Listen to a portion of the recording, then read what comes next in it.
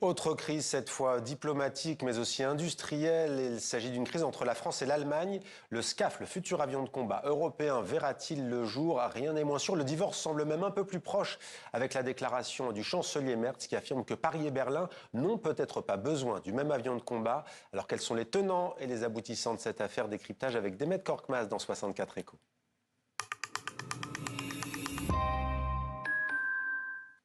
Bonsoir Demet. L'Allemagne l'Allemagne qui plaide en faveur de deux avions distincts, c'est bien cela, ça ressemble à un divorce à l'amiable. Alors en tout cas, c'est une façon diplomatique de trouver une porte de sortie honorable. Friedrich Merz ne met évidemment pas en avant les querelles industrielles. Il dit très habilement que l'Allemagne et la France n'ont pas les mêmes besoins.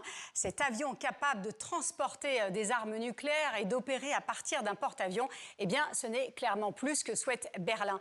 Ce constat fait par le chancelier Merz est très clairement la fin du SCAF, le futur avion de combat européen qui devait remplacer l'Eurofighter. Alors le SCAF, c'était, je ne sais plus ce qu'il faut dire, un projet ambitieux initié en 2017 par Angela Merkel et Emmanuel Macron. Il réunit deux industriels, Dassault pour la France, alors que l'Allemagne et l'Espagne, qui a rejoint le projet, interviennent sous la bannière d'Airbus, qui est un consortium européen.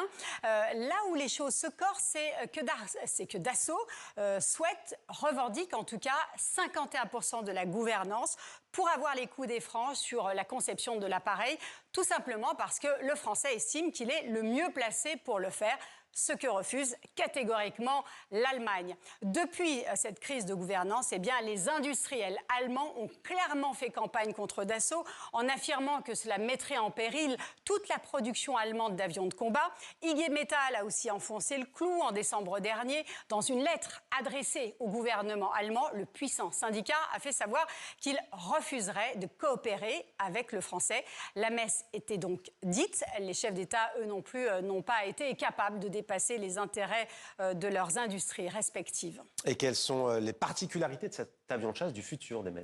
Alors, c'est un avion de chasse de 6e génération accompagné de drones. L'ensemble était conçu pour être interconnecté grâce à un cloud. L'avion aurait été capable d'emporter un missile nucléaire et il devait pouvoir être déployé depuis un porte-avions. Or, seul Dassault a les compétences pour répondre à ces deux derniers critères. Pour les Français, le retrait de l'Allemagne va poser un sérieux problème de financement. Le SCAF devait coûter 100 milliards d'euros. C'est presque le double du budget de la défense. Et puis, de son côté, Berlin cherche de nouveaux partenaires. L'Allemagne pourrait aussi se contenter de moderniser ses Eurofighters. Merci beaucoup, Demet, pour ce point complet sur cette crise qui couvre entre la France et l'Allemagne sur cet avion.